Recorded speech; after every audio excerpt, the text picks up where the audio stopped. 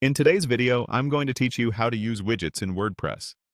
We'll walk through finding and exploring a plugin that brings back the familiar Classic Widgets screen, and I'll point out why each click matters so you can make confident choices along the way. Start by heading to WordPress.com and opening your site's dashboard. This puts all of your WordPress.com sites in one place, so you can pick the site you want to work on. Once you're looking at your site tools, click on Plugins. This is where you can browse, search, and learn about plugins that extend your site's features, including how you manage widgets.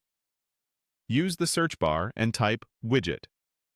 You're looking for the plugin that says it enables the previous Classic Widget settings screens in appearance, widgets and the customizer, and disables the block editor from managing widgets. This plugin is called Classic Widgets, and it's designed for anyone who prefers the older list-style widgets page instead of the newer block-based widget editor. Click into that Classic Widgets result to open its details page. Here, take a moment to read the short summary so you understand exactly what changes it will make. It restores the traditional widgets interface and turns off block-based widgets for your site's sidebars and footer areas. If you've missed the old drag-and-drop widget experience, this is what brings it back. Next, open the description section. This is where you'll get a fuller picture of how the plugin behaves, any requirements, and the scope of what it changes.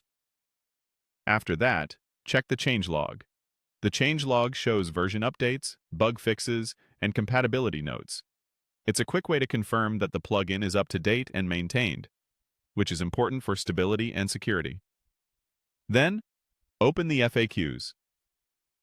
This section often answers common questions about conflicts, theme compatibility, and how to switch back if needed, helping you avoid surprises. When you're ready, click Get Started. On WordPress.com, this button may guide you through setting up a site with the plugin pre-selected. If you're creating a new site, you can use the domain search to find a new address that fits your brand. If you already have a domain, choose the option that says you already have one, and proceed to the domain input screen to connect it. Follow the prompts, confirm your choices, and complete the setup flow. That's it. You've navigated to your site, explored the Classic Widgets plugin, reviewed its details to make an informed decision, and started the setup.